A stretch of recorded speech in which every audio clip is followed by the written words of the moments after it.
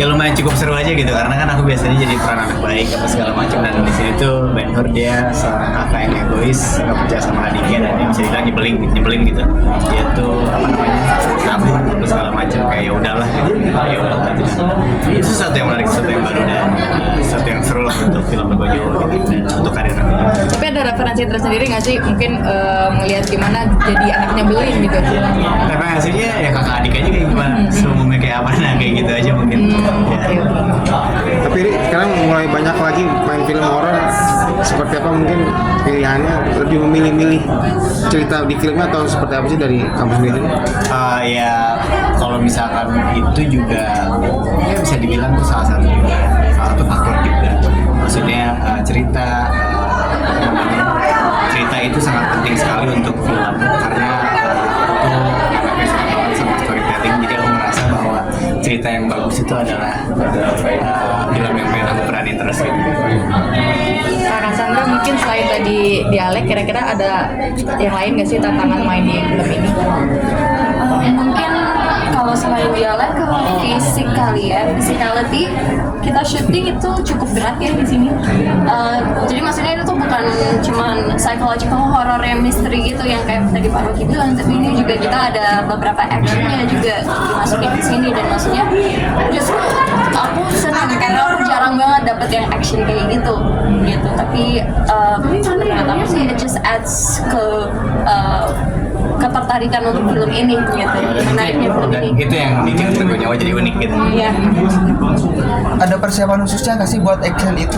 Udah untuk adegan actionnya? Berhubung ini horor, ini bukan yang kayak action Action gitu, ya. bukan yang kayak fighting gitu. Sebenarnya nggak ada, cuma memang ya kita sebagai pemain, sebagai aktor, kita benar-benar harus tahu batasan kita di mana. Kalau misalnya kita tuh darah rendah, atau kita GERD atau apa, ya kita harus tahu. Oke, ini bentar lagi bakal take scene yang cukup berat physicality-nya, jadi kita harus menjaga stamina kita dengan tidur cukup, terus makan sebelum, terus jangan dekat-dekat pas mau adegan kita makan yang gede atau gimana, lebih ke situ sih. Ya kalau you know lah, film horror kan teknisnya kalau misalnya syuting itu ada sling, ada darah apa segala macam, jadi lumayan cukup effort banget gitu untuk ngeriset apa segalanya, dan mulai take dari awal lagi gitu, jadi kayak itu lumayan cukup challenging gitu. Dan sampai subuh-subuh juga Benar, kan. ya. Tapi cukup relate nggak sih cerita kos-kosan horor kayak gini? Kalian sendiri punya pengalaman nggak? Aku sih sejauh aku pernah ngekos, cuman aku kalau pengalaman horor di kos aku nggak punya, karena aku cuma sekitar sebulanan kayaknya ngekosnya saat itu.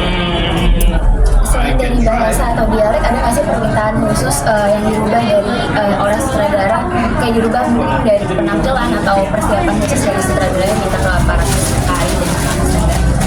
Kalau buat aku untuk karakter brandnya tuh Farizal itu minta aku berandal aja, maksudnya kayak looknya dari rambutnya sama segala macamnya nggak terlalu rapi kan, terang kayak gitu, karena kan dia anak kuliah juga, dan dia itu udah semester 14 kalau lulus, jadi kayak ya udah dibikin berandalan aja gitu. Tapi ada reason ya kenapa dia tuh nggak lulus, karena dia tuh lebih nyaman di Malang daripada di Jakarta. Itu nggak mau pulang ke Jakarta karena kamu kan sama orang tuanya gitu. Kalau dari aku sendiri sih nggak ada tuntutan harus ngurusin badan, gemukin badan atau ganti rambut atau apa gitu. Cuma ya sukanya juga di situ ya, maksudnya di sini kita diberi kebebasan. Benar, juga ya. untuk mengulik karakter kita sendiri, tapi tentu di bawah pengawasan Pak Rocky sama Pak Rizal gitu. Tapi sukanya di situ sih, jadi kita bisa mengulik sendiri sambil kita diskusi sama tim sama produser. Ya itu yang menarik, diskusi saat lagi syuting.